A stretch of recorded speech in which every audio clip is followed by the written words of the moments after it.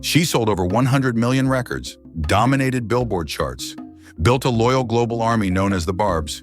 But for all her success, Nicki Minaj has spent much of her career fighting, not just haters, not just rivals, but the very system that crowned her queen. And to our returning subscribers, thank you. Your loyalty keeps us digging for the real stories. This is the Nicki Minaj versus the industry. Why she's always fighting the system. Chapter 1. It started trending fast. Nicki was right.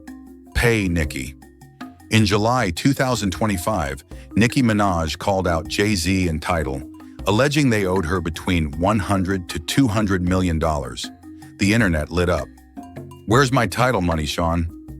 I want it all. My kids and student of the game need that bag. Nicki claimed she was an early partner in the streaming platform TIDAL, and that profits from her contributions, albums, exclusives, fan engagement, were never fully paid out. Jayz has yet to respond directly, but the allegations reignited old questions. Is the music industry built to betray its own artists? TIDAL launched in 2015 with 16 artist owners, including Nicki Minaj, Beyoncé, Rihanna, and Kanye West. Jayz later sold majority ownership to Square Now, Block Inc., for $297 million in 2021. Terms of the sale and payouts to original shareholders were never publicly disclosed. Chapter 2. Let's go back to 2020, a year already charged with global unrest, and Nicki Minaj dropped a bombshell on Twitter. She wasn't just venting about losing a Grammy. She was peeling back the curtain on what she called music's most corrupt institution. She tweeted, "Never forget the Grammys didn't give me Best New Artist when I had 7 songs on Billboard and bigger first week than any female rapper in a decade. They gave it to the white man Bon Iver." Nicki was referring to the 2012 Grammys. That year, she had arguably the most dominant breakout moment in rap, male or female. Her debut album, Pink Friday, debuted at number 1, 2 on the Billboard 200 with 375,000 copies sold in its first week. She had 7 Billboard Hot 100 entries running simultaneously. She performed at the Grammys. And yet, the Best New Artist award went to indie folk artist Bon Iver, an act largely unknown in hip-hop and R&B spaces. Her frustration wasn't just about personal loss, it was about systemic patterns. Nicki's commentary illuminated how the Grammys, historically, have sidelined black artists, especially women, who don't conform to institutional expectations. She said on Queen Radio, "I said no to a lot of people. I wouldn't let them control my sound, my image, or who I shout out. That's why they don't like me." She was drawing attention to the unwritten rules of the music industry. It's not just about talent, it's about compliance, aligning with the right power brokers, playing politics. Her real point? It wasn't just about race, it was about access, about independence, and about how refusing to kneel to the gatekeepers can cost you the crown, even when the numbers are on your side. Before we continue, a quick word. Just like Nicki protects her music and voice, you should protect your digital life.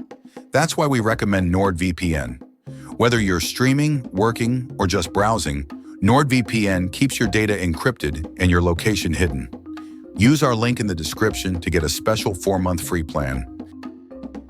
Chapter 3. In 2018, Nicki Minaj found herself in a silent war with one of the most influential media giants in music, iHeartRadio.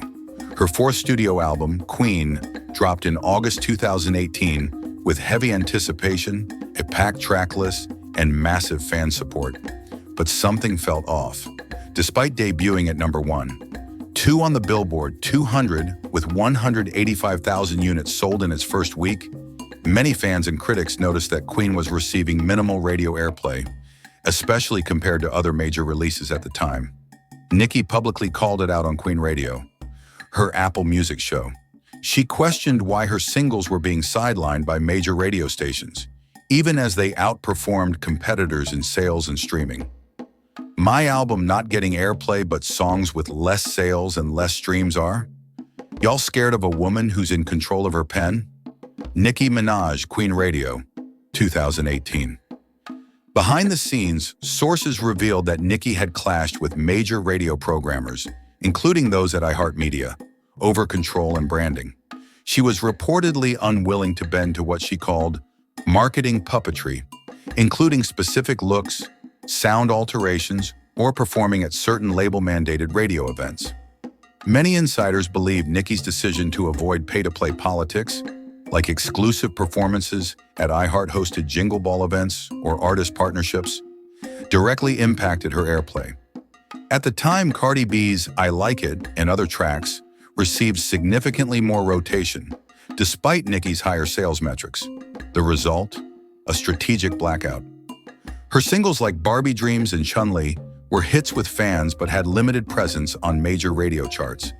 For Nicki, refusing to play the traditional promotional game meant being locked out of airwaves, a silent punishment for a loud artist. Her rebellion was clear, and so was the price. Chapter 4. This isn't just about Nicki Minaj, it's about a long-standing tradition of Black women in music who speak out and pay a heavy price for it. In 1999, Lauryn Hill, fresh off the massive success of The Miseducation of Lauryn Hill, sued her label over royalties and credit disputes. Despite winning 5 Grammys in one night, a record for a female artist at the time, she vanished from mainstream music shortly after. Many speculated that industry pressure and legal stress contributed to her withdrawal. By 2001, TLC, one of the best-selling girl groups of all time, shocked fans by filing for bankruptcy. Despite selling over 10 million copies of Crazy Sexy Cool, they revealed in a VH1 documentary that they were receiving less than 1% of the profits due to exploitative contracts with LaFace Records and unscrupulous management. Fast forward to 2023, and Megan Thee Stallion publicly accused her former label, 1501 Certified Entertainment, of contract manipulation, blocking her from releasing music and withholding royalties. She fought a grueling legal battle just to gain creative and legal control over her own work. Then in 2025, Nicki Minaj called out Jayz and TIDAL for allegedly withholding between $100 to $200 million in unpaid partnership earnings. Her tweets sparked viral debates about equity, ownership, and silence in artist-led platforms. Yet no major industry executive has acknowledged the allegations. What do these stories have in common? Each woman challenged the status quo, demanding fairness, control, and transparency. Their crime? Refusing to play by outdated, male-dominated rules. Their punishment? Blacklisting, media smear campaigns, career slowdowns, and radio silence. But Nicki? She built her own mic. From Queen Radio to independent rollouts, she created platforms where her voice couldn't be silenced. In an industry that often rewards silence, Nicki chose resistance, and that's a legacy worth defending. Chapter 5. The music game isn't about CDs anymore. It's about streams, algorithms, and engagement velocity. And in that world, Nicki Minaj's fan base, known globally as the Barbs, are her most powerful weapon. With over 220 million followers across Instagram, X, formerly Twitter, YouTube, and TikTok, Nicki's digital army isn't just loyal, they're organized, militant, and strategic. The Barbs don't just consume content, they orchestrate global campaigns, set up mass streaming parties, and even track algorithm updates on Spotify and YouTube to amplify Nicki's reach. In many ways, Nicki pioneered the modern fan army era. Long before the rise of K-pop stan culture or Taylor Swift's Swifties going viral for record-breaking campaigns, the Barbs were already mastering the game of visibility. Take 2022 as a prime example. After Apple Music allegedly snubbed Nicki by omitting her from a major hip-hop playlist during a release week, her fans launched the hashtag #NoApple for Nicki. Within hours, the trend hit over 400,000 tweets, with many Barbs canceling subscriptions and encouraging others to boycott the platform. Apple eventually re-added her content prominently. And this isn't a one-off. When Nicki released Super Freaky Girl in 2022, Barbs organized a 72-hour non-stop global streaming event, pushing the track to #1 on Billboard Hot 100, making Nicki the first solo female rapper to debut at the top of the chart in 22 years, since Lauryn Hill. As one fan tweeted during a Queen Radio episode, "We don't need radio, we are the radio." It's a simple truth. Nicki changed how music is marketed, not through label budgets, but through fandom mobilization.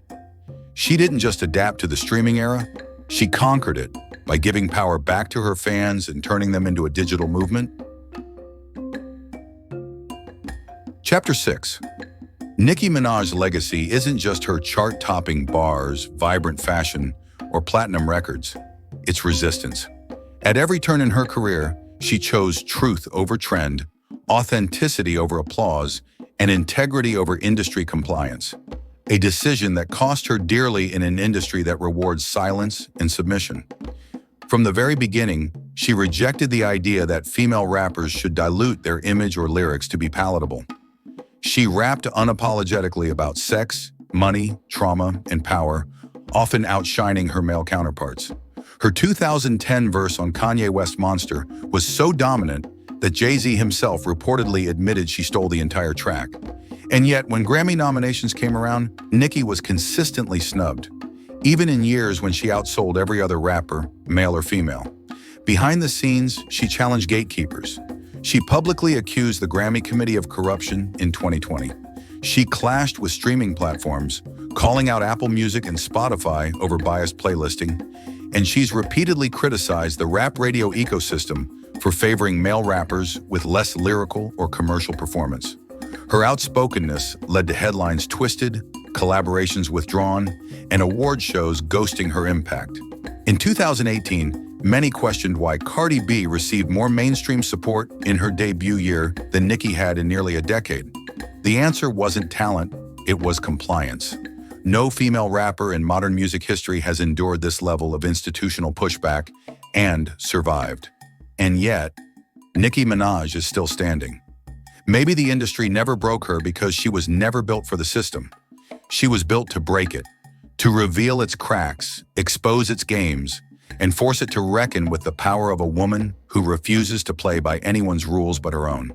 What happens when the most powerful woman in rap stops asking for a seat at the table and flips the table entirely? That's what Nicki Minaj has done. Love her or hate her, she's made it impossible to ignore the industry's cracks.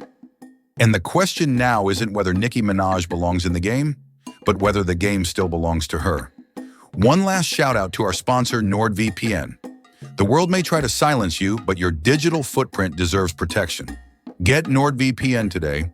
Link in our description box. Thanks for watching. If you're a returning viewer, drop a pink heart in the comments. Don't forget to subscribe, turn on notifications, and tell us, is Nicki Minaj exposing the truth or just stirring the pot?